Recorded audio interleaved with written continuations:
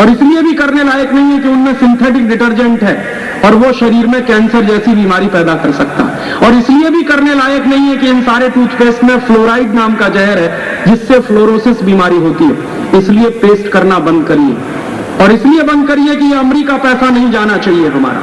तो आप पूछेंगे फिर क्या करें? नीम का दातुन करिए, थाना स्टेशन के बाहर मिलता है, ईस्ट में भी मिलता है, वेस्ट में भी मिलता है, और कुछ भी महंगा नहीं है, 50 पैसे का है। मैंने पूछा था तो 50 पैसे का एक नीम का दातुन आपके थाना ईस्ट वेस्ट दोनों स्टेशन में मिलता है, वो खरीद ले आइए। नीम का दातुन करिए या बबूल का दातुन करिए, बेस्ट क्वालिटी है दोनों में। और नीम का दातुन करेंगे तो आपको पता चलेगा कि नीम में जो क्वालिटी है वो दुनिया के किसी भी पेस्ट में नहीं है।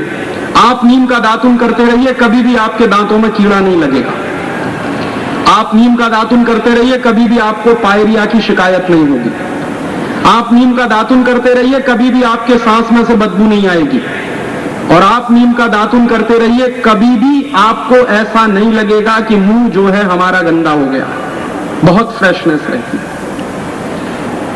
नीम के पेड़ में ऐसी अद्भुत क्षमता है कि वो 300 तरह के तमाम दुर्गुणों को जो शरीर के अंदर पनप सकते हैं या वातावरण में पनपते हैं, उनको कंट्रोल करने की क्षमता रखता है।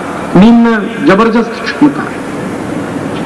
तो नीम का दातुन करिए, उससे आपको जो सुरक्षा चक्र मिलेगा वो कॉलगेट से मिलने वाला नहीं है कभी।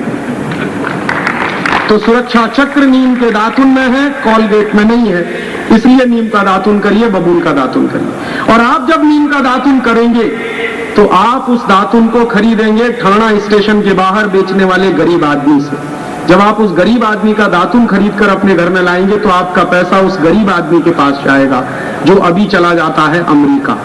कॉलगेट खरीदेंगे तो आपका पैसा अमेरिका जाएगा, हमारे दुश्मन के हाथ में जाएगा। नीम का दातुन खरीदेंगे तो आपका पैसा हमारे देश के उस गरीब आदमी के पास जाएगा। और एक दिन मैंने हिसाब लगाया कि पूरे देश के लोग कॉलगेट खरीदना बंद करें, क्लोजअप खरीदना बंद करें, सिबाका, फॉरहंस, पेप्सोडेंट सब खरीदना बंद करें और नीम का दातुन खरीदें, बबूल का दातुन खरीदें, तो हमारे देश के 4 लाख लोगों को दातुन बेचने का रोजगार मिल सकता है। इतना बड़ा काम हम कर सकते हैं। इसलिए मेरा आपसे निवेदन है कि दातुन करिए, नीम का या बबूल का।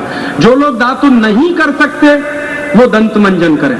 काला दंत मंजन आता है, लाल दंत मंजन आता है, ढेर तरह के दंत मंजन इस देश में बिकते हैं।